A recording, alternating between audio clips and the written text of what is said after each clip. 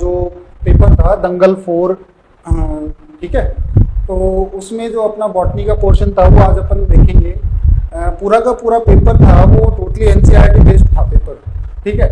तो मुझे उम्मीद है आप सबने बहुत अच्छा पेपर किया होगा और मैक्सिमम क्वेश्चंस अटेम्प्ट किए और मैक्सिमम बच्चों के क्वेश्चंस भी सही होंगे। कुछ क्वेश्चंस में हो सकता है कि आप लोगों को दिक्कत आई होगी या कुछ और छोटी मोटी आपके कंसेप्ट के अंदर कोई इशू आया होगा, तो वो अपन यहाँ पे डिस्कस करेंगे, ठीक है बेटा। और ये पूरा का पूरा पेपर अपना न्यू जो पैटर्न है उसके ऊपर बेस्ड था। तो इससे पहले भी आप लोगों ने 3 पेपर अटेम्प्ट किए हैं, तो उसमें अपने सबने अच्छे किया होगा। तो आइए क्वेश्चन नंबर 151 से अपन स्टार्ट करते हैं। तो देखो बेटा, फर्स्ट क्वेश्चन है select the correctly matched pair.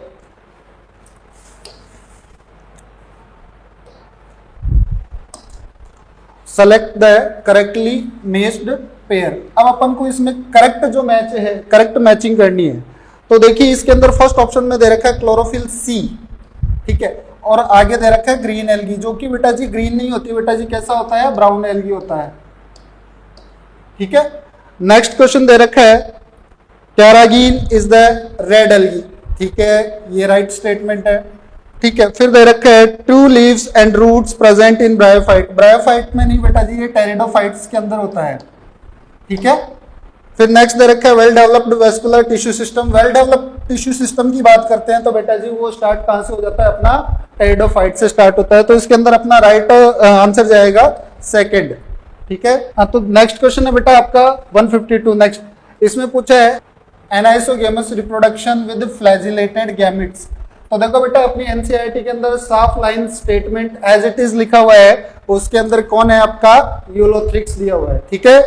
Next question, हाँ तो देखो बेटा अपना नेक्स्ट क्वेश्चन है 153, जिसके अंदर पूछा है which of the following statement is true for the pteridophytes. तो देखो बेटा टेरिडोफाइट्स की बात कर रहा है, तो टेरिडोफाइट्स की कुछ आपको स्टेटमेंट दी हुई है जिनमें से आपको करेक्ट स्टेटमेंट की बात कर रहा है, करेक्ट स्टेटमेंट आपको इसमें से फाइंड आउट करना है। Show the homosporous in majority, बिल्कुल सही बात है, ठीक है। Main plant body is gametophyte, जो कि गलत बात है, गैमेटो नहीं होती बेटा जी, स्पोरोफाइट होती है, ठीक है। Funaria is the example of pteridophyte, जो कि गलत बात है, ये ब्रायोफाइट का एग्जांपल है बेटा, टेरिडो का एग्जांपल नहीं है, ठीक है। Further classified in the 3 classes, बेटा जी ये 3 में नहीं 4 के अंदर डिवाइड होता है, तो ये भी रॉन्ग स्टेटमेंट हो गया। तो आपका इसके अंदर आंसर कौन सा हो जाएगा, फर्स्ट, क्लियर है। Next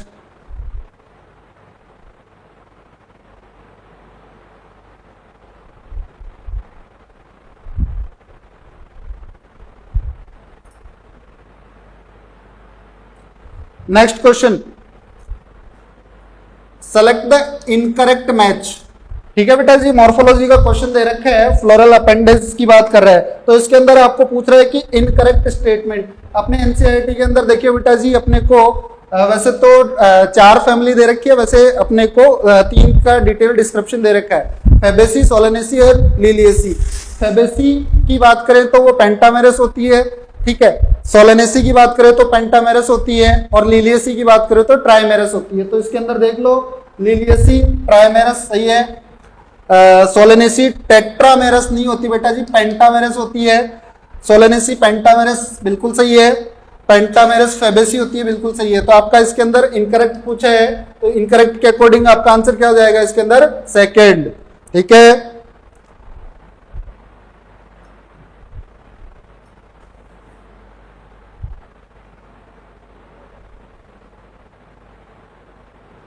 next 155, a route was described as advantageous route because।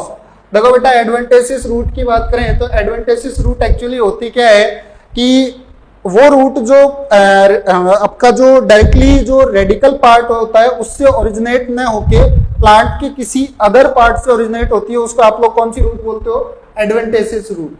कौन सी रूट बोलते हैं, एडवांटेजियस रूट। तो इसके अंदर अपन को ऑप्शन मैच करना है, कौन सा है, arise from the another part of plant except radicle. Radicle के अलावा प्लांट के किसी अदर पार्ट से अगर ओरिजिनेट हो रही है तो वो रूट कौन सी है बेटू, आपकी एडवांटेजियस रूट। तो first statement is the right, was used various storage of food कोई मतलब नहीं है। Swollen wrong, was growing the March area, ये तो निमेटोफोर्स यानी कि रेस्पिरेटरी रूट्स की बात कर रहा है। तो आपका फर्स्ट आंसर जो एडवेंटेसिस रिगार्डिंग बात कर रहा है तो आपका कौन सा हो जाएगा, जो रेडिकल के अलावा प्लांट के किसी अदर पार्ट से ओरिजिनेट हो रही है या निकल रही है, उसको आप कौन सी बोलते हो, एडवेंटेसिस रूट। क्लियर है?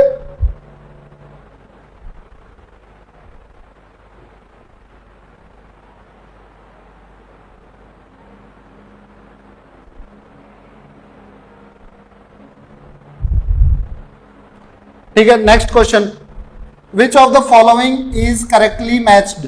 करेक्ट मैच करना आपको, तो इसके अंदर देखो बेटा, जिंजर की बात करता है तो जो शक्कर नहीं होता वो क्या होता है, राइजोम होता है। ठीक है, क्लेमाइडोमोनास की बात करें तो क्लेमाइडोमोनास आपका जूस्पोर होता है।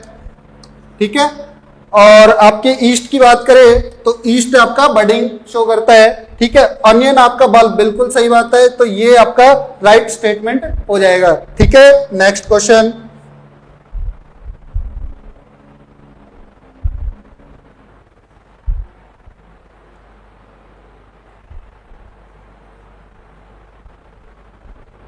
नेक्स्ट क्वेश्चन पे चलते हैं। Photorespiration does not take place in, ठीक है, फोटो रेस्पिरेशन किसमें नहीं पाया जाता। तो देखो बेटा जी, आपका फोटो रेस्पिरेशन क्लोरोप्लास्ट में प्रेजेंट होता है, पेरोक्सिसोम में प्रेजेंट होता है, माइटोकॉन्ड्रिया में प्रेजेंट होता है, जबकि बंडल शीथ होता है बेटा जी, बंडल शीथ के अंदर आपका प्रेजेंट नहीं होता।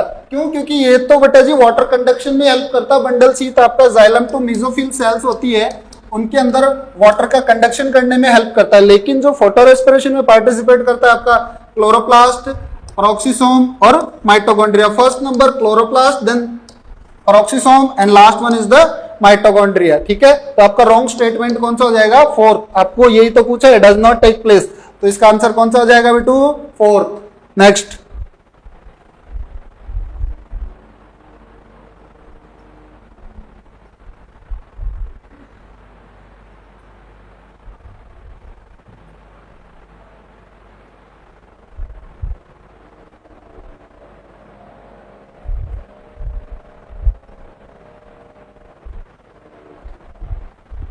देखिए बेटा जी, next question, which meristem occur in grasses, which meristem occurs in grasses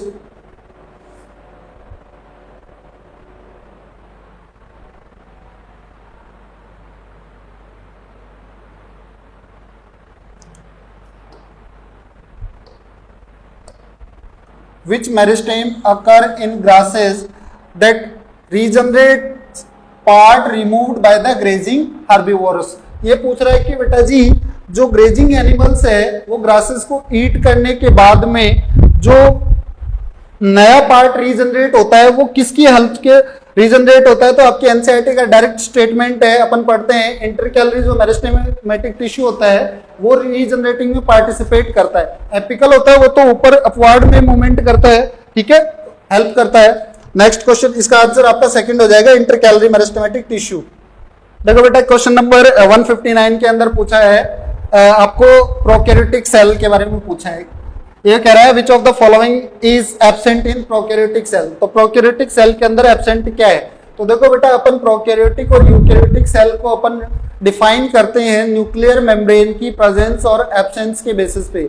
जिसके अंदर न्यूक्लियर मेम्ब्रेन प्रेजेंट होती है उसको अपन ट्रू न्यूक्लियस बोलते हैं, और जिसके अंदर न्यूक्लियर मेम्ब्रेन एब्सेंट होती है उसको सूडो न्यूक्लियस। जो ट्रू न्यूक्लियस होता है बेटा आपका यूकैरियोटिक सेल में होता है, जबकि जो सूडो न्यूक्लियस होता है वो आपका प्रोकैरियोटिक सेल के अंदर होता है। तो यहां पर देखो बेटा जी, प्रोकैरियोटिक सेल के अंदर क्या रहेगा बेटा, आपका न्यूक्लियर मेम्ब्रेन है वो एब्सेंट रहेगी, ठीक है। तो यहाँ पर न्यूक्लियर मेम्ब्रेन एब्सेंट रहेगी इसके अंदर, जबकि प्रोकैरियोटिक सेल के अंदर बात करें तो राइबोसोम आपका प्रेजेंट रहता है, ठीक है।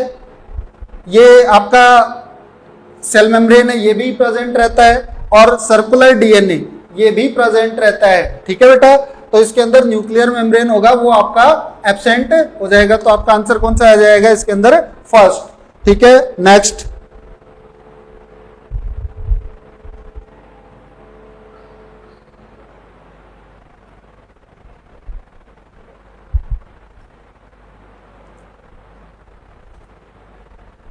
Next, which of the following cellular organelles is or are bounded by the single membranes.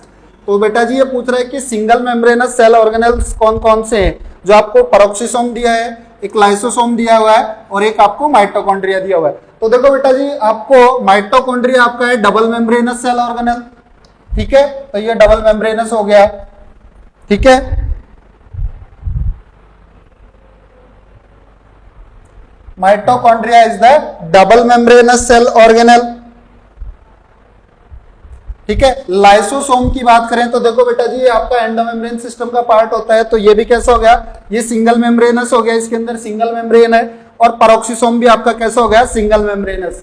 तो आपको पूछा है बेटा सिंगल मेम्ब्रेनस सेल ऑर्गेनेल पूछा है, तो आपका कौन कौन हो गया, पेरोक्सिसोम और लाइसोसोम। अब इसके अंदर आपको मैच करना है, क्योंकि आपका माइटोकॉन्ड्रिया डबल मेम्ब्रेनस है तो ये होगा नहीं, तो इसमें कह रहे हैं ओनली पेरोक्सिसोम, ठीक है, बट नॉट लाइसोसोम। तो ओनली तो नहीं होगा पेरोक्सिसोम, तो ये हो गया आपका रॉन्ग। ये कह रहे हैं next second both peroxisome and lysosome, बिल्कुल सही है, peroxisome and lysosome, but not mitochondria, क्योंकि माइटोकॉन्ड्रिया तो कैसा है बेटा आपका डबल मेम्ब्रेनस है, इसलिए ये सही बात है। अगला देख लो फिर, ओनली लाइसोसोम, ओनली आ गया तो गलत हो गया, but not peroxisome and mitochondria, गलत हो गया ये। Both lysosome and mitochondria, both lysosome और माइटोकॉन्ड्रिया तो हो नहीं सकता, क्योंकि माइटोकॉन्ड्रिया डबल मेम्ब्रेनस है, ये सिंगल मेम्ब्रेनस है, तो ये भी रॉन्ग हो गया। तो आपका इसके अंदर आंसर कौन सा आ जाएगा, आपका सेकंड, ठीक है। नेक्स्ट, हाँ बेटा जी, तो देखिए next question 161, nucleolus is usually associated with the chromatin or chromosomes at a specific site called, ठीक है। तो देखो बेटा जो न्यूक्लियोलस है, न्यूक्लियोलस की पहली बात अपन बात करें तो न्यूक्लियोलस है, ये एक स्पेसिफिक साइट से किससे जुड़ा होता है, तो आपकी बात ये जुड़ा रहता है आपका सेकेंडरी कॉन्स्ट्रिक्शन, या जिसको अपन बोलते हैं न्यूक्लियोलर ओरिजिन रीजन से अटैच रहता है डायरेक्टली, ठीक है। सेंट्रोमियर होता है, देखो बेटा सेंट्रोमियर तो ये हो गया क्रोमोसोम्स, ये आपका सेंट्रोमियर हो गया बीच में, ठीक है, ये सेंट्रोमियर है, ठीक है। न्यूक्लियोप्लाज्म, न्यूक्लियर मेम्ब्रेन, इनसे तो अटैच बिल्कुल नहीं रहता, ठीक है। तो आपका आंसर इसके अंदर क्या जाएगा, सेकेंडरी कॉन्स्ट्रिक्शन या न्यूक्लियोलर ओरिजिन रीजन, ठीक है। नेक्स्ट,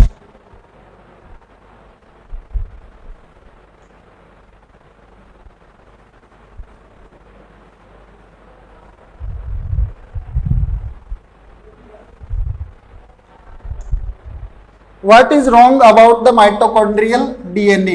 अब आपको माइटोकॉन्ड्रियल डीएनए की बात कर रहा है, तो जो माइटोकॉन्ड्रियल डीएनए होता है बेटा जी वो कैसा होता है, सर्कुलर डीएनए, बिल्कुल सही बात है।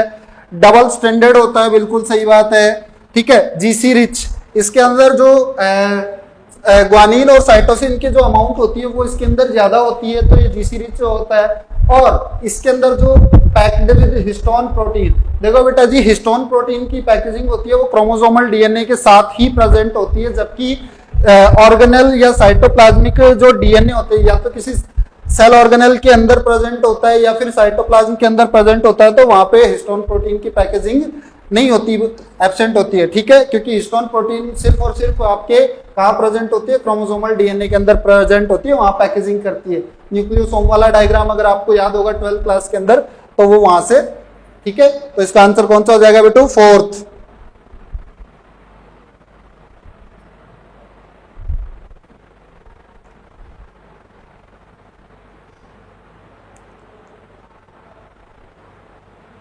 Next, which of the following primary metabolites, ठीक है, बायोमोलिक्यूल का क्वेश्चन है बेटा। प्राइमरी मेटाबोलाइट्स की बात करते हैं तो इसके अंदर देखो क्या क्या दिया हुआ है, कैरोटिनॉइड्स ये सेकेंडरी मेटाबोलाइट्स है, ठीक है। मॉर्फिन ये भी सेकेंडरी है आपका, विनब्लास्टिन ये भी सेकेंडरी है। ग्लूकोज की बात करें तो बेटा जी आपका क्या है, प्राइमरी मेटाबोलाइट्स है, तो इसका आंसर आ जाएगा आपका थर्ड। नेक्स्ट,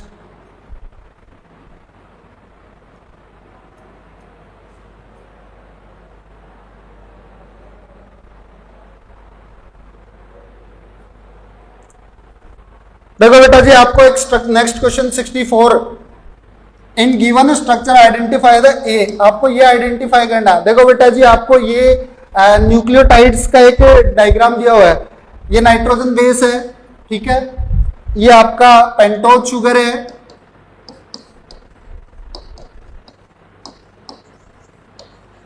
ठीक है, ये आपका फॉस्फेट ग्रुप है। तो तीनों हैं, ये N2 बेस है आपका, नाइट्रोजन बेस बोले, तो तीनों क्या हो गए बेटा जी, ये आपके न्यूक्लियोटाइड्स हो गए। अब इस न्यूक्लियोटाइड का आपको एक डायग्राम दे रखा है और आपको पता है सब एक दूसरे से अटैच रहते हैं एक बॉन्ड की हेल्प से। अगर नाइट्रोजन और पेंटोज आपस में अटैच हैं तो वो किसी ना किसी बॉन्ड की हेल्प से अटैच हैं, तो उस बॉन्ड का नाम पूछा है। जब आपका नाइट्रोजन बेस और पेंटोज शुगर अटैच रहता है, ये किसकी हेल्प से अटैच रहता है, आपका ग्लाइकोसाइडिक बॉन्ड से अटैच रहता है। कौन से बॉन्ड से, ग्लाइकोसाइडिक।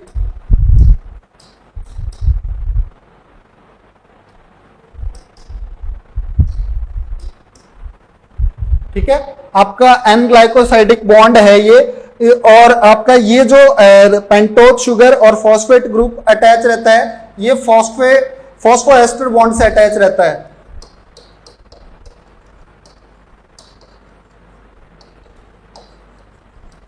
ठीक है बेटा, किस बॉन्ड की हेल्प से अटैच रहता है, फॉस्फोएस्टर बॉन्ड की हेल्प से अटैच रहता है। तो आपको ये पूछा है तो ये आपका कौन सा है, ग्लाइकोसाइडिक बॉन्ड बना रहा है।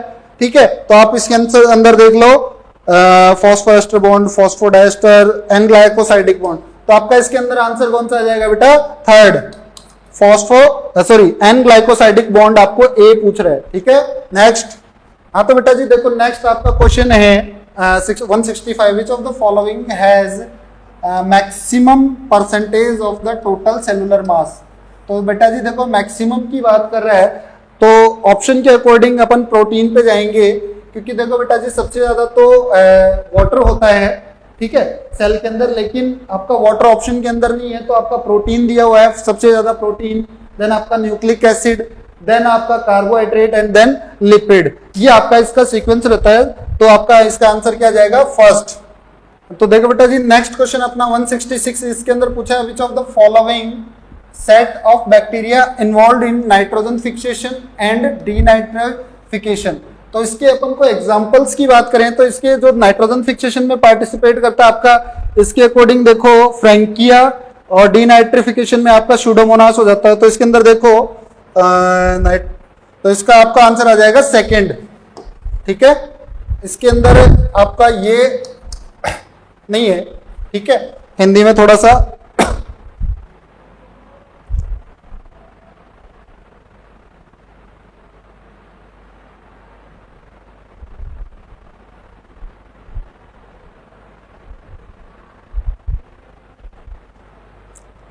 Next question, how many ATP and NADPH2 molecules are respectively required to make one molecule of glucose through the Calvin cycle। तो देखो बेटा जी, आपके NCERT के अंदर डायरेक्टली लिखा हुआ है, ठीक है, तो वहीं से ये अपना क्वेश्चन पुट किया हुआ है। तो इसके अंदर के अंदर जो अपन को ATP की रिक्वायरमेंट होती है वो 18 की रिक्वायरमेंट होती है, और NADPH2 अपने 12 की रिक्वायरमेंट होती है। ठीक है, नेक्स्ट पायरुवेट में फॉर्म, ठीक है, तो पायरुवेट बन सकता है। तो देखो बेटा जी, एथेनॉल भी है, लैक्टिक एसिड भी, आपका एसिटाइल कोएंजाइम भी है। तो इसका आंसर आपका क्या हो जाएगा, मोर देन 1 इज करेक्ट। तो आपका इसका आंसर हो जाएगा फोर्थ। हाँ बेटा जी, नेक्स्ट क्वेश्चन है, apical dominance is caused by the production of. तो देखो बेटा, एपिकल डोमिनेंस के लिए आपको एनसीईआरटी के अंदर डायरेक्टली मेंशन किया हुआ है, जो आपका ऑक्सीन का जो टिप पार्ट होता है, तो इसके अंदर जो ऑक्सीन स्टेम पार्ट होता है, ठीक है, तो उसके लिए रिस्पॉन्सिबल है ऑक्सीन इन स्टेम टिप, डायरेक्टली आपकी एनसीईआरटी के अंदर मेंशन किया हुआ है। ठीक है, तो डायरेक्टली एनसीईआरटी की लाइन उठाई हुई है यहाँ से। इसका आंसर हो जाएगा third. Ginger reproduce vegetative mainly by. तो देखो बेटा, जिंजर होता है वो जो रिप्रोडक्शन में जो रिप्रोडक्शन शो करता है मेनली राइजोम के थ्रू करता है। ठीक है, ये देखो बेटा जी, डायरेक्ट एनसीईआरटी के स्टेटमेंट है 171 में। Next question, which enzyme did not effect, ये पूछ रहा है, did not effect transformation in Avery MacLeod and McCarty experiment. तो देखो बेटा, एवरी मैक्लियोड मैकार्टी का जो ट्रांसफॉर्मेशन का जो एक्सपेरिमेंट था उसको इफेक्ट नहीं करने वाले कौन कौन है आपका, एक तो आरएनएज है और एक प्रोटीएज है, ठीक है। तो आपका आंसर हो जाएगा फोर्थ, ठीक है, ये इफेक्ट करने वाले में आ जाएगा, ठीक है।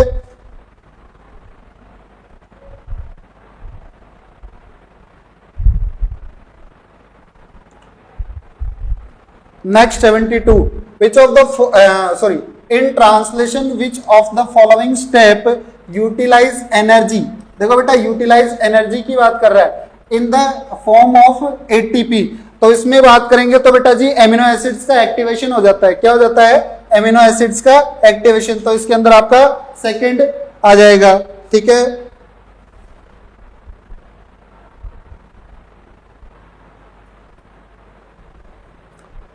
नेक्स्ट क्वेश्चन पूछ रहे हैं बेटा जी, find the odd one out with respect to the Chargaff rule, तो देखो बेटा जी चारगाफ रूल होता है वो डबल स्ट्रैंडेड डीएनए के ऊपर अप्लाई होता है, ठीक है। इसके अंदर अपन क्या कहते हैं, जो प्यूरिन होता है, purine is equal to pyrimidine, ठीक है। तो यहाँ पे A plus G is equal to T plus C, ठीक है। तो A plus G by T plus C, ठीक है, इज इक्वल टू आपका आ जाएगा 1, ठीक है। बेस रेशियो की बात करें तो बेस रेशियो क्या आ जाएगा आपका, A plus T by G plus C, ठीक है, ये आपका क्या हो जाएगा बेस रेशियो, ठीक है। अब इसके अंदर आपको ऑड मैच करना है, ठीक है, A plus G is equal to T plus C, तो आपका देखो ये तो नहीं है, तो A plus G is equal to T plus C ये है, ठीक है।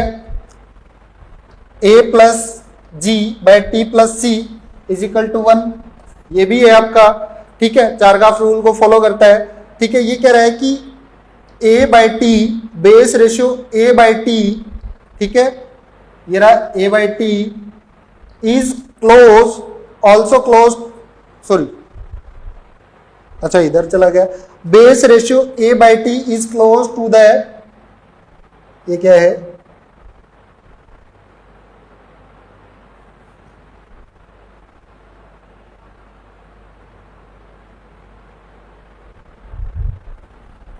Close to the unity and G by C is also close to unity, तो देखो बेटा ये रहा आपका कहां गया, A plus G by T plus C, तो ये और ये आपस में देखो बेटा जी क्लोज है कि नहीं है, ये स्टेटमेंट भी आपका सही स्टेटमेंट है, लेकिन ये A प्लस टी ये इसमें क्या हो गया, ओड हो गया, ठीक है, इसलिए आपका आंसर कौन सा हो जाएगा, ये इसके अंदर आ जाएगा आपका first answer is the right answer, ठीक है। ये फॉलो कर रहा है, ये फॉलो कर रहा है, ये भी फॉलो कर रहा है, लेकिन ये फॉलो नहीं कर रहा है इसको, ठीक है।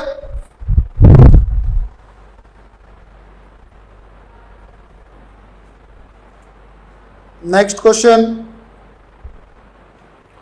नेक्स्ट क्वेश्चन पूछ रहा है, देखो बेटा जी आपको, which among the following is a pair of high yielding crop varieties resist to water stress developed in the India, direct as it is NCERT की लाइन उठाई हुई है, इसके अंदर आपका ज्वार मेज और बाजरा दिया होता है, इसके एग्जांपल तो आप इसके अंदर देख लो, ज्वार मेज बाजरा, जो कि इसमें नहीं है, ज्वार मेज दिया हुआ है, ठीक है, बाजरा दिया हुआ है, ज्वार नहीं दिया हुआ है, रॉन्ग, ज्वार व्हीट तो ये भी रॉन्ग, तो आपका इसका आंसर क्या हो जाएगा, सेकंड।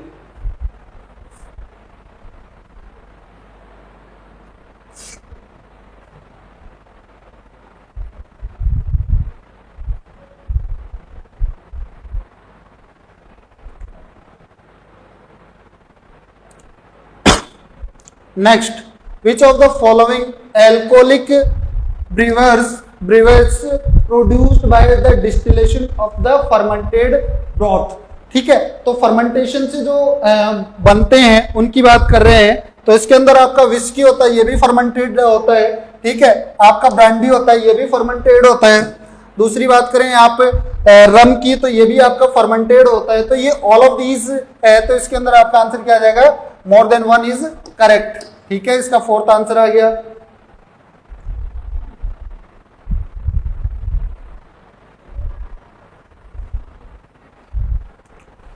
नेक्स्ट आपको पूछ रहा है the chemical released by the Penicillium notatum inhibit the growth of which microbes, कौन से माइक्रोब्स की ये ग्रोथ को इनहिबिट करता है? तो आपको एनसीईआरटी के अंदर डायरेक्ट एग्जांपल है, ये लिखा हुआ है कौन, स्ट्रेप्टोकोकाई। तो जो स्ट्रेप्टोकोकाई होता है उसकी ग्रोथ को क्या करता है, पेनिसिलियम है वो इनहिबिट करता है।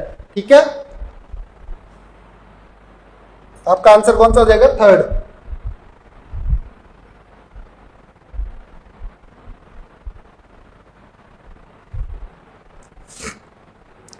Next, slicing of gene could be achieved through the use of. ठीक है, जीन अभिव्यक्ति रोकने में किसका उपयोग किया जाता है? तो आपको पता है, देखो बेटा जी, जीन अभिव्यक्ति को रोकने के लिए डायरेक्ट स्टेटमेंट एनसीईआरटी की जो डायरेक्ट लाइन है बेटा जी, वो वहीं से एज इट इज, जो नीट के अंदर आपको एज इट इज लाइनें पुट होती है, वैसे ही अपन ने क्वेश्चन पेपर को फ्रेम करने की कोशिश की है। तो इसके अंदर क्या कह रहा है, देखो, slicing of gene could be achieved through the use of. तो इसके अंदर आपका जो डीएनए सॉरी आरएनए और एंटीसेंस आरएनए होता है वो इसके अंदर यूज होता है। तो आपका आंसर क्या हो जाएगा इसके अंदर, थर्ड। ठीक है बेटा जी, देखो नेक्स्ट क्वेश्चन की बात करते हैं 178, जिसमें पूछ रहा है कि the first restriction endonuclease reported was. तो इसके अंदर देखो बेटा जी, आपको हिंट सेकंड है आपका। ठीक है, एनसीईआरटी का डायरेक्ट स्टेटमेंट है। Next question, what triggers activation of protoxin to active Bt toxin of Bacillus thuringiensis in wallworm। ठीक है, इसकी बात कर रहा है। तो देखो बेटा जी, जो बीटी इनएक्टिव फॉर्म प्रोटॉक्सिन के रूप में जो होता है, इसके अंदर कह रहा है गोलवर्म कृमि में बेसिलस थ्यूरोजेंसिस के बीटी एविस की सक्रियता किससे प्रेरित होती है? तो देखो बेटा जी, ये इसके अंदर दिया हुआ है alkaline pH of gut, acidic pH of stomach, body temperature. Body temperature का तो कोई फैक्ट ही नहीं है यहाँ पे, मोस्ट सरफेस ऑफ ये भी नहीं होगा। तो इसके अंदर आपका एल्केलाइन पीएच ऑफ गट दे रखा है।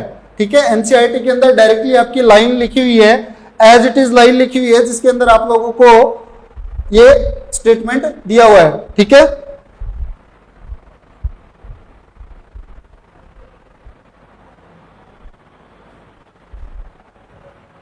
Next, when the population reaches carrying capacity. तो देखो बेटा, कैरिंग कैपेसिटी तक पहुंचती है, जैसे मान लो आपने ये अपना कर्व है, ठीक है, ये अपन ने कैरिंग कैपेसिटी बना दी, ये जिसको अपन ने के बोल दिया। ठीक है, ये अपनी एनसीईआरटी के जो ग्राफ है वो मेंशन किया हुआ है। ये तो एक्सपोनेंशियल ग्रोथ है आपकी, और ये लॉजिस्टिक ग्रोथ है।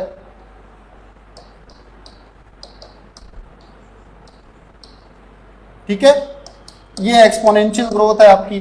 तो एक्सपोनेंशियल ग्रोथ है वो बेटा जी, आपकी कैरिंग कैपेसिटी के ऊपर कोई इफेक्ट नहीं पड़ता, उसके ऊपर कैरिंग कैपेसिटी का कोई रोल नहीं होता। लेकिन जो लॉजिस्टिक ग्रोथ होती है बेटा जी, वो किसके ऊपर डिपेंड करती है, आपकी कैरिंग कैपेसिटी के ऊपर। तो इसके अंदर पूछ रहा है कि पॉपुलेशन रीचेस कैरिंग कैपेसिटी। जब ये पॉपुलेशन है ये कैरिंग कैपेसिटी तक पहुंच गई, देखो पहले तो लॉग ग्रोथ कर रही थी, अब उसके बाद में ये इसकी क्या हो गई, सिग्मोइड ग्रोथ शो कर रही है। तो ये इसकी बेटा जी क्या हो गई, इक्वल हो गई कि नहीं हो गई? ठीक है, तो उस अकॉर्डिंग इसका आंसर क्या हो जाएगा, मोर्टेलिटी और बर्थ रेट है वो बेटा जी क्या हो जाएंगे, इक्वल। हालांकि ये इक्वल नहीं होती, बर्थ रेट क्या हो जाती है, वो कम हो जाती है। ठीक है, तो इसके अंदर आपका आंसर कौन सा आ जाएगा, फर्स्ट आ जाएगा।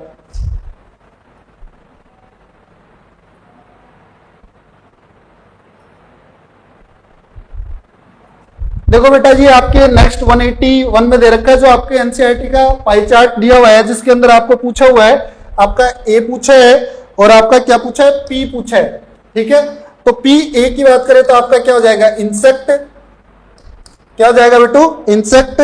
और दूसरी बात करेंगे आप, तो पी की बात करेंगे तो पी हो जाएगा आपका फिशेज हो जाएगा। ठीक है, एनसीईआरटी के अंदर डायरेक्ट इसका एग्जांपल या सॉरी डायरेक्ट डायग्राम दिया हुआ है, तो इसके अंदर आप देख लो कौन सा आंसर जाएगा आपका, फोर्थ, इंसेक्ट एंड फिशेज। इसका आंसर आ जाएगा आपका फोर्थ।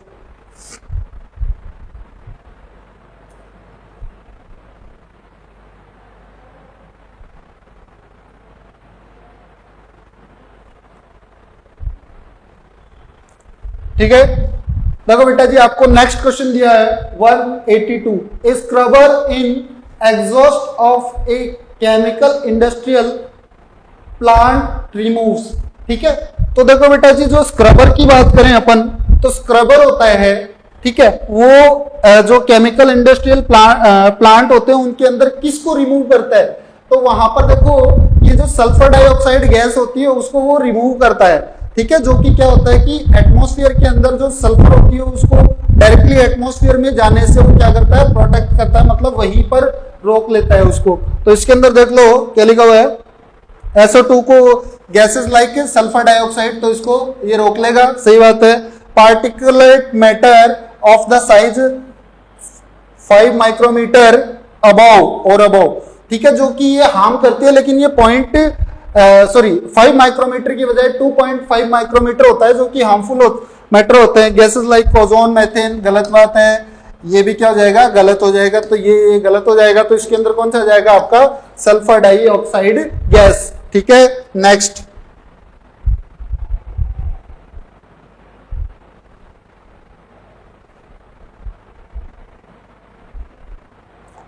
ये देखो बेटा जी अपना बहुत ही सिंपल सा क्वेश्चन है और बहुत बार एग्जाम में आने वाले क्वेश्चन है। ये आपको एक डायग्राम दिया हुआ है जिसके अंदर आपको पूछ रहे हैं कि इसके अंदर ए क्या है और आपका बी क्या है। ठीक है, तो ए की बात करेंगे तो ये आपका डिसॉल्व ऑक्सीजन होता है, ठीक है, और बी की बात करेंगे तो ये क्या है बेटा जी आपका बी और डी है। ठीक है, यहां पर देखो डिसॉल्व ऑक्सीजन की अमाउंट ज्यादा थी जो फिर धीरे धीरे कम हो गई जब बीओडी, ये बीओडी है, तो यहाँ पर बीओडी की अमाउंट कम थी जब डिसॉल्व ऑक्सीजन की अमाउंट ज्यादा थी, तो ये धीरे धीरे ऐसे करके यहाँ पे ये हो जाएगी। तो ए आपका हो जाएगा डिसॉल्व ऑक्सीजन और बी हो जाएगा आपका बीओडी। ठीक है, आपका आंसर क्या आ जाएगा, सेकेंड।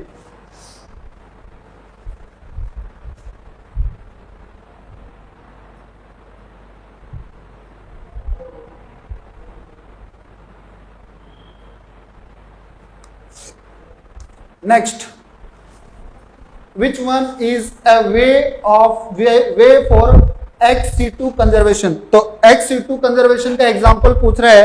XC2 का मतलब क्या होता है कि बेटा जी बाहर से कहीं आपको उसको लाके अंदर प्रिजर्व कर रहे हो, उसको आप कंजर्व कर रहे हो, उसको आप XC2 बोलते हो। तो देखो बेटा जी नेशनल पार्क होते हैं, वहां पर वहीं के जो एनिमल्स या वहीं की जो भी मतलब स्पीसीज होती है वहीं पर उनको क्या कर देते हो, कंजर्व होते हो। तो ये XC2 का एग्जांपल नहीं, इन सीटू का एग्जांपल है। बायोस्फीयर ये भी इन सीटू का एग्जांपल है। वाइल्ड लाइफ सेंचुरी ये भी इन सीटू का एग्जांपल है। लेकिन जूलॉजिकल पार्क होता है बेटा जी, उसको अपन कहीं पर भी स्टेबल कर सकते हैं, कहीं पर से भी अपन कोई भी स्पीसीज लाके वहां पर उसको प्रिजर्व या कंजर्व कर सकते हैं। तो ये XC2 का एग्जांपल हो गया। तो इसका आंसर कौन सा हो जाएगा आपका, फोर्थ।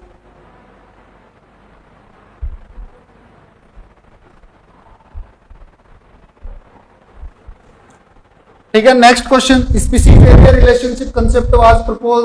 तो आपका अलेक्जेंडर वॉन हेल्महोल्ट्ज। ठीक है,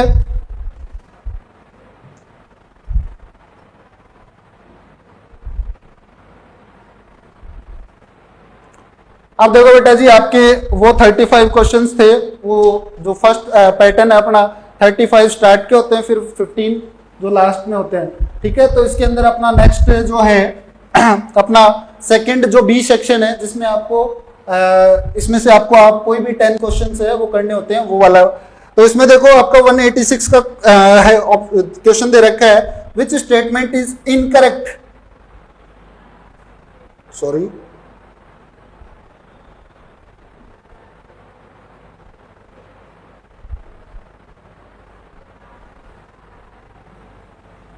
हाँ भाई, तो इसमें 186 का क्वेश्चन है, विच स्टेटमेंट इज इनकरेक्ट। अब इसमें से अपन को इनकरेक्ट स्टेटमेंट को फाइंड आउट करना है। तो इसमें देखना आपका कह रहा है living organism are self replicating, involving and self regulating. बिल्कुल सही स्टेटमेंट है। जो भी लिविंग्स होते हैं वो सेल्फ रेप्लिकेशन एंड रेगुलेटिंग में पार्टिसिपेट करते हैं। ठीक है, नेक्स्ट आप देखो adaptation and homeostasis are very important character of livings. बिल्कुल सही बात है, क्योंकि होम्योस्टेसिस का एग्जांपल तो अपन को ह्यूमन बीइंग्स को अपन बताते ही हैं। ठीक है। नेक्स्ट कह रहा है brain dead coma patient has self consciousness. जो बेटा जी ब्रेन डेड हो चुका है उसके अंदर सेल्फ कॉन्शियसनेस नहीं होती, तो ये रॉन्ग स्टेटमेंट हो गया। All livings are made up of living cells, बिल्कुल सही बात है। तो आपको रॉन्ग इनकरेक्ट स्टेटमेंट की बात कर रहा है, तो इनकरेक्ट स्टेटमेंट आपका कौन सा है? थर्ड। ठीक है।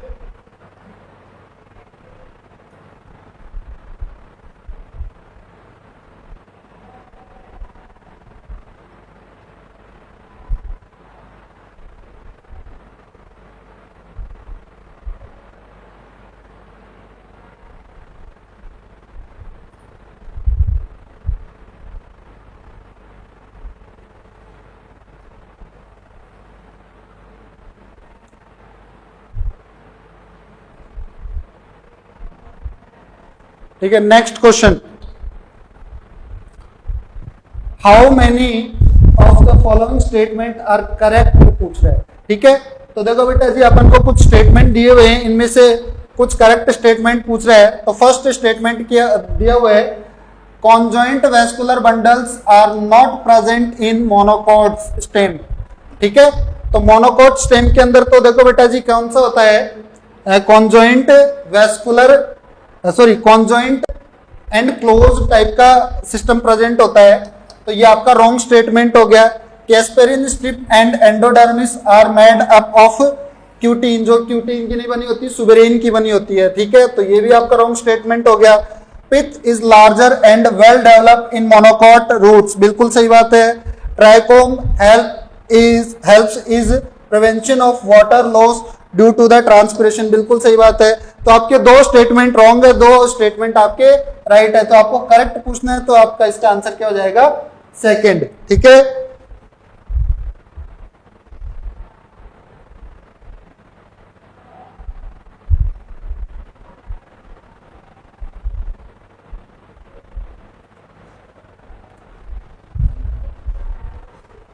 अब इसमें देखो आपको match of the following select the correct answer. अब इनमें से अपन को मैच करना है। तो आपको देखो बेटा जी सेंट्रियोल दिया हुआ है। सेंट्रियोल देखो बेटा जी किसके अंदर प्रेजेंट है? सेंट्रियोल अपन बोलते हैं सीलिया फ्लेजिला के अंदर प्रेजेंट होता है। ठीक है। फिर अपन को दिया हुआ है क्लोरोफिल। तो क्लोरोफिल आपका थाइलेकॉइड्स के अंदर प्रेजेंट होता है, क्लोरोप्लास्ट का पार्ट होता है, क्लोरोप्लास्ट के अंदर थाइलेकॉइड होता है। ठीक है। सिस्टर्नी की बात करते हैं तो अपना कहाँ होता है? माइटोकॉन्ड्रिया के अंदर होता है। इनफोल्ड्स इन माइटोकॉन्ड्रिया, इनर मेम्ब्रेन के इनफोल्ड से बनता है। और आपका जो राइबोजाइम होता है बेटा जी आपका वो क्या है? न्यूक्लिक एसिड है। तो इसके अकॉर्डिंग आप मैच कर लो। ए के साथ आपका जा रहा है फोर्थ, तो फोर्थ जा रहा है आपका फर्स्ट में और फोर्थ में। ठीक है। फिर सेकंड जा रहा है इसके साथ, तो ये आपका हो जाएगा फर्स्ट आंसर ही हो जाएगा इसके अंदर। देख लो। फिर थर्ड के साथ फर्स्ट जा रहा है, हाँ, तो आपका आंसर आ जाएगा फर्स्ट। ठीक है।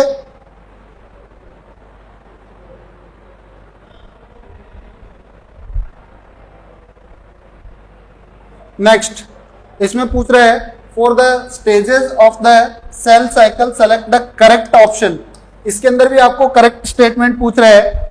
अब देखो फर्स्ट स्टेटमेंट दिया है chromosomes are arranged at the equator, आगे मेटाफेज दिया हुआ है। बिल्कुल सही बात है। मेटाफेज के अंदर क्या आते हैं कि बेटा जी जो क्रोमोसोम्स आते हैं वो सारे के सारे इक्वेटर प्लेट के ऊपर आके अटैच हो जाते हैं, जिसको अपन मेटाफेज को अपन बोलते हैं क्रोमोसोमल के स्टडी के लिए बेस्ट स्टेज होती है, क्योंकि सारे के सारे क्रोमोसोम एक ही प्लेट पे आ जाते हैं। ठीक है। जिसको अपन इक्वेटर बोलते हैं। तो राइट स्टेटमेंट हो गया। सेकंड कह रहा है centromere split and chromatids are separated anaphase first. तो भाई एनाफेज फर्स्ट नहीं होगा, ये एनाफेज सेकंड के अंदर होता है। ठीक है। तो ये रॉन्ग हो गया आपका स्टेटमेंट। थर्ड कह रहा है the pairing between homologous chromosomes take place. ठीक है। तो पेयरिंग होती है जो होमोलोगस क्रोमोसोम की, वो जाइगोटीन के अंदर होती है, बिल्कुल सही बात है।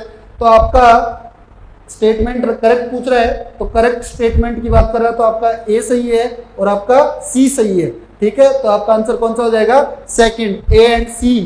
ठीक है। हर करेक्ट, तो आपका second option is the right answer. ठीक है।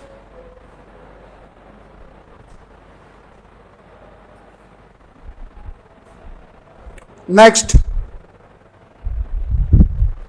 immersion enhancement effect and red drop have been instrumental in the discovery of तो देखो बेटा इमर्सन ये एग्जाम के अंदर हालांकि आया हुआ क्वेश्चन है ये, ठीक है। इसके अंदर जब अपन बात करते हैं Emerson effect and red drop effect की, तो इसके अंदर रेड ड्रॉप इफेक्ट के अंदर बात करते हैं अपन 670 नैनोमीटर और 700 नैनोमीटर की जो वेवलेंथ होती है, दो होती है, ठीक है। तो उसके अकॉर्डिंग अपन बात करते हैं तो इसके अंदर दो टाइप के फोटो सिस्टम होते हैं, वो साइमल्टेनियसली चलते रहते हैं। तो इसके अंदर आप देख लो 2 फोटो सिस्टम ऑपरेटिंग साइमल्टेनियसली, तो आपका इसके अंदर थर्ड आंसर हो जाएगा, ठीक है। नेक्स्ट,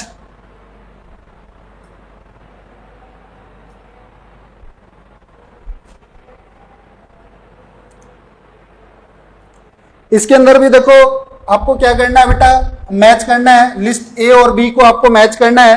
इसके अंदर देखो बेटा जी आपको कॉम्प्लेक्स दिए हुए हैं, ठीक है, और कुछ माइटोकॉन्ड्रियल कंपोनेंट है जिनको आपको कॉम्प्लेक्सेस के साथ में मैच करना है। तो देखो बेटा जी आपका ए माइटोकॉन्ड्रियल जो कंपोनेंट है एटीपी सिंथेसिस, वो कॉम्प्लेक्स नंबर 5 है, ठीक है।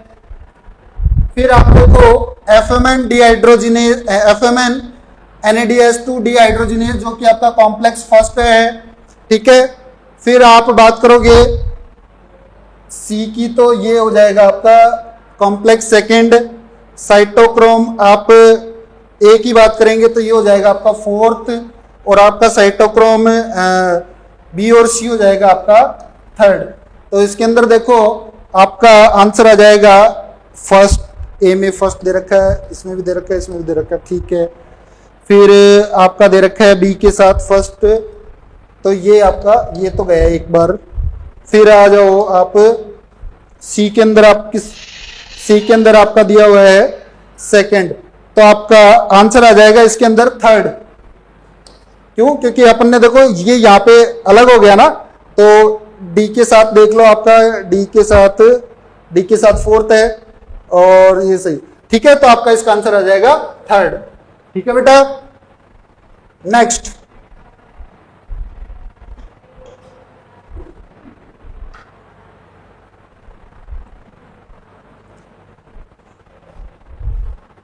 देखो भाई नेक्स्ट क्वेश्चन दे रखा है आपको, एनसीईआरटी का डायग्राम दिया हुआ है, ठीक है। इसके अंदर आपको लेवलिंग करनी है। तो सबसे पहले देखो ये दिया हुआ है जो कि क्या है बेटा, RUBP, ठीक है।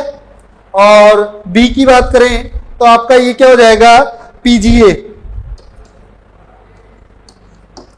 ठीक है। और अगला आपको सी दे रखा है वो ट्रायोस फॉस्फेट,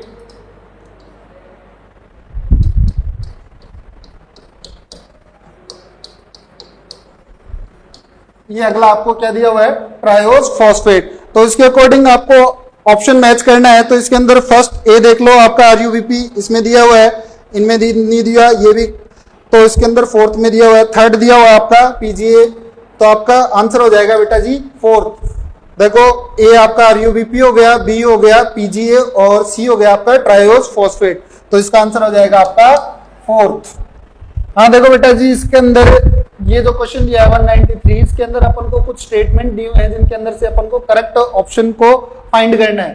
तो देखो फर्स्ट ऑप्शन, फर्स्ट स्टेटमेंट दिया है the non coding DNA is abundant, ठीक है, बिल्कुल सही बात है।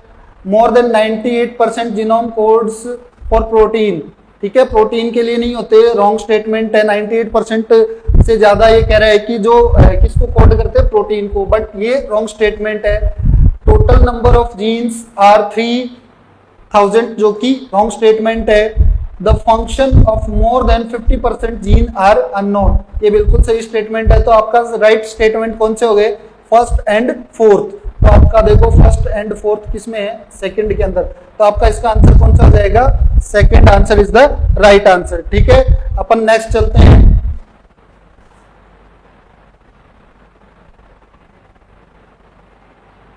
नेक्स्ट क्वेश्चन, ठीक है, आपको नेक्स्ट क्वेश्चन पूछ रहा है recombinant DNA technology involved several steps in the specific sequence. What is the correct sequence for our DNA technology? अब देखो बेटा recombinant DNA technology अगर आपको पता है तो आप ये स्टेटमेंट दे रखे हैं, उस अकॉर्डिंग आप स्टेटमेंट को रीड आउट करके इसका सीक्वेंस प्रिपेयर कर सकते हैं। तो इसके अंदर देखो आप सबसे पहले सीक्वेंस देखना है डाउन स्ट्रीम ये तो आ जाएगा आपका डाउन स्ट्रीम, तो अभी नहीं आएगा। सबसे पहले देखो आपका आ जाएगा इसके अंदर cutting of DNA at specific site, obtaining the foreign gene product, isolation of the DNA material, insertion of. तो सबसे पहले देखो आप क्या करोगे, डीएनए को आइसोलेट करोगे, तो सबसे पहला आपका आ जाएगा ये डी आ जाएगा, ठीक है। फिर आप करोगे इसके अंदर से बी कटिंग। अब आप लोगों ने डीएनए को आइसोलेट किया, फिर उसको एक स्पेसिफिक साइट से आप क्या कर दोगे, कट कर लोगे, ठीक है। फिर आप क्या करोगे, इसके अंदर आप कोई फॉरेन डीएनए जो भी है जो इंसर्ट कर दोगे, ठीक है। Insert of R DNA into the host cell, आप जो आर डीएनए उसको होस्ट सेल के अंदर एंटर कर देंगे, तो ये आ जाएगा आपका, ठीक है। फिर इसके अंदर देखो obtaining the foreign gene produced, ठीक है। फिर ये आ जाएगा आपका, फिर लास्ट में आ जाएगा आपका ये वाला। तो आपका सीक्वेंस देख लो, एक नंबर पे आपका डी है, इसके अंदर ये बी है, ये डी है, ये डी है, तो ये तो आपका ये और ये स्टेटमेंट तो रॉन्ग हो गया। तो आपका कौन सा आ जाएगा, इसके अंदर 2 और 3 में से राइट है, तो डी आ गया फर्स्ट नंबर पे। सेकंड नंबर पे आपका बी है, तो सेकंड नंबर पे आपका बी ये है, तो इसका आंसर आ जाएगा आपका सेकंड, ठीक है बेटा। ये आपको सीक्वेंस का थोड़ा सा रीड करके आपको आरडीएनए टेक्नोलॉजी का अच्छे से सीक्वेंस आपको पता होगा, तो आप लोग इसको क्रैक कर पाओगे इस क्वेश्चन को, ठीक है। सीक्वेंस का थोड़ा ध्यान रखना है। नेक्स्ट देखो बेटा जी, क्वेश्चन 195 में दे रखा है there are 4 major causes the evil quartet of biodiversity losses, ठीक है। बायोडाइवर्सिटी लॉस की बात कर रहा है। With respect to them which of the following statement is not correct, तो अपन को रॉन्ग स्टेटमेंट की बात करनी है। तो ये जो फर्स्ट स्टेटमेंट दे रखा है habitat loss and fragmentation decrease biodiversity, बिल्कुल सही बात है। ये जो हैबिटेट लॉस है और फ्रेगमेंटेशन है, ये बायोडाइवर्सिटी को क्या कर देता है बेटा, ये डिक्रीज कर देता है। क्योंकि अगर मान लो कोई स्पीसीज है जो अपने हैबिटेट के अंदर रह रही, किसी जंगल के अंदर सर्वाइव कर रही है, फॉरेस्ट के अंदर सर्वाइव कर रही है, वहां फॉरेस्ट अगर कट हो जाएंगे तो वहां पर जो स्पीसीज सर्वाइव कर रही थी वो स्पीसीज क्या हो जाएगी, डिक्रीज हो जाएगी कि नहीं हो जाएगी, इसलिए स्टेटमेंट करेक्ट हो गया। नेक्स्ट कह रहा है over exploitation causes some fishes to get endangered, ठीक है, इनकी बात कर रहा है। तो इसके अंदर जब ओवर एक्सप्लॉयटेशन होगा तो जो स्पीसीज है, जो फिशेस की स्पीसीज है, वो क्या हो जाएगी, उनको नुकसान होगा तो वो स्पीसीज भी क्या होती जाएगी, डिक्रीज होती जाएगी, जिसकी वजह से वो उनको संकट उत्पन्न हो सकता है, ठीक है। तो इसका ये भी सही स्टेटमेंट है। नेक्स्ट कह रहा है alien species invasion decreases the threat to native species, ठीक है।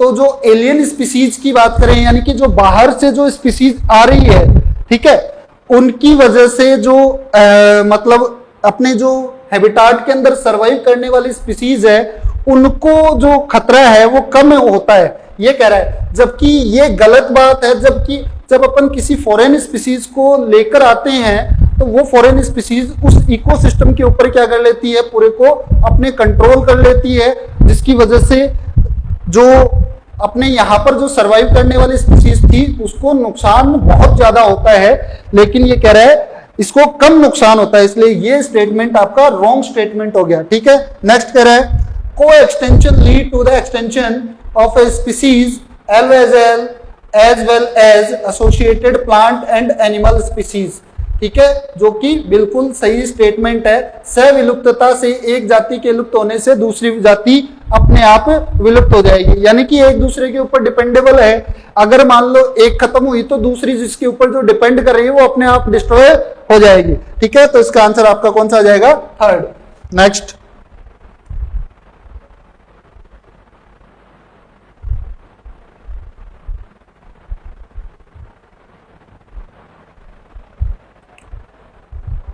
नेक्स्ट क्वेश्चन देखो बेटा जी। नेक्स्ट क्वेश्चन आपको कह रहा है मॉर्फोलॉजी का क्वेश्चन है, फ्लोरल फॉर्मूला पूछा है, ठीक है। तो फ्लोरल फॉर्मूला किसका पूछा है, ल्यूपिन का। और ल्यूपिन आपका बेटा जी कौन सी फैमिली से बिलोंग करता है, फैबेसी फैमिली से बिलोंग करता है। तो पहली बात देखो बेटा जी, फैबेसी फैमिली के आप देखो फॉर्मूले को क्रैक करने के लिए आप पहला आपको 3 फैमिली एनसीईआरटी के अंदर दे रखी है, फैबेसी, सोलेनेसी, लिलिएसी। तो आप सबसे पहले गायनोशियम को देख लीजिए। तो गायनोशियम होता है फेबेसी का एक होता है, सोलेनेसी में 2 गायनोशियम होते हैं, लिलिएसी में 3 गायनोशियम होते हैं। तो यहां से आप गायनोशियम देखिए, इसके अंदर ल्यूपिन है वो कौन सी फैमिली का है, फेबेसी फैमिली का है। तो इसके अंदर गायनोशियम एक इसके अंदर है, एक इसके अंदर है, बाकी इसके अंदर 2 और 3 है जो कि अपना फेबेसी फैमिली नहीं हो सकता। इसलिए आपके जो फेबेसी फैमिली का फॉर्मूला है वो आपका ये हो जाएगा, ठीक है। फेबेसी फैमिली का राइट फॉर्मूले की बात करें तो ये आपका करेक्ट फॉर्मूला है जो ल्यूपिन के लिए सही है, ठीक है। इसका फर्स्ट आंसर हो जाएगा।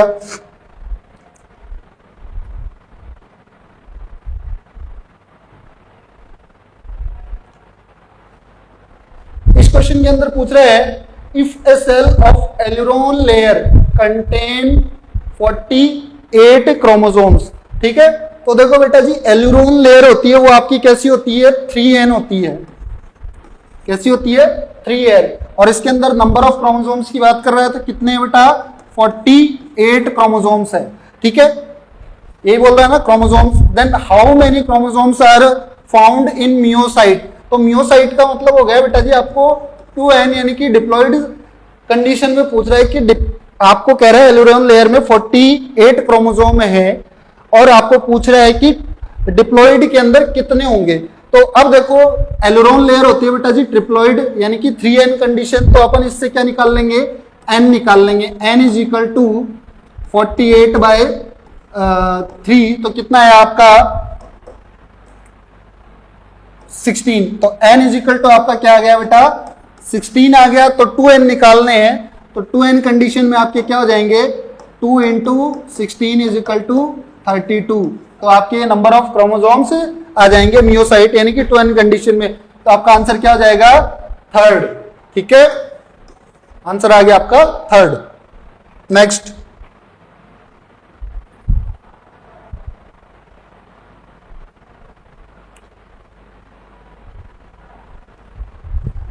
Question 198, which element is essential for the growth of pollen tube. तो देखो बेटा जी पोलन ट्यूब के लिए बोरॉन एसेंशियल होता है, ठीक है। नेक्स्ट, हाँ बेटा जी देखो क्वेश्चन नंबर 199, जिसमें पूछ रहे हैं आपको which of the following is not an example of protocooperation, ठीक है। Protocooperation is the example of, आप बोल सकते हैं टाइप बोल सकते हैं बेटा किसका, म्यूचुअलिज्म का। लेकिन ये बेटा जी डिपेंडेंसी शो नहीं करता, जरूरी नहीं है कि डिपेंडेबल हो, लेकिन म्यूचुअलिज्म के अंदर डिपेंडेंसी जरूरी होती है। तो देखो बेटा जी एनिमोन, हार्बिट क्रैब, ये दोनों क्या है, म्यूचुअलिज्म शो करते हैं, ठीक है। Grazing animals and oxpecker, ये भी क्या करते हैं, म्यूचुअलिज्म शो करते हैं, ठीक है। क्रोकोडाइल एंड क्रोकोडाइल बर्ड, ये भी म्यूचुअलिज्म शो करते हैं। बट जो सी एनिमोन है ये आपका देखो ये शो करता है आपका कॉमन सेलिज्म शो करता है, ठीक है। तो आपको पूछ रहे हैं प्रोटो कॉपरेशन का एग्जाम्पल नहीं है। प्रोटो कॉपरेशन का मतलब अपन ने क्या बोला, म्यूचुअलिज्म ही बोला, लेकिन म्यूचुअलिज्म क्या नहीं है, डिपेंडेबल नहीं है, डिपेंडेंसी शो नहीं कर रहा, इसलिए ये तो नहीं हो सकते। इसलिए इसका आंसर कौन सा जाएगा, ये 4th, ठीक है। देखो बेटा क्वेश्चन नंबर लास्ट जो क्वेश्चन आपका 200, विच of the following scared groups of India is in Rajasthan. Rajasthan का नाम आते ही आपके दिमाग में क्या जाना चाहिए बेटा, अपने सबसे बड़ी जो पहाड़ों की या जो पर्वत श्रृंखला बोलते हैं जिसको अपन अरावली हिल्स के नाम से जानते हैं। तो आपका 4th answer is the right answer, ठीक है बेटा। देखो बेटा आपका सिंपल सा और टोटली एनसीईआरटी की लाइनों के ऊपर डिपेंड पेपर था। एनसीईआरटी की लाइनों को उठाया गया था, जैसे कि नीट के अंदर जो एनसीईआरटी की लाइनों को उठाते हैं, और एकदम सिंपल सा स्वीट सा पेपर था। आई होप आप लोगों ने सबने इस पेपर को बहुत अच्छे से अटेम्प्ट किया है, और आगे भी जो अपने सीएलसी के जो पेपर हो रहे हैं दंगल, उनमें आप लोग अच्छा परफॉर्म कीजिए, एनसीईआरटी को फॉलो कीजिए, और सारे के सारे पेपर आपके लिए बहुत बेनिफिशियल होंगे। और आपकी नीट के लिए ऑल द वेरी बेस्ट। फोड़ के आना बेटा, ठीक है। Thank you, all the best.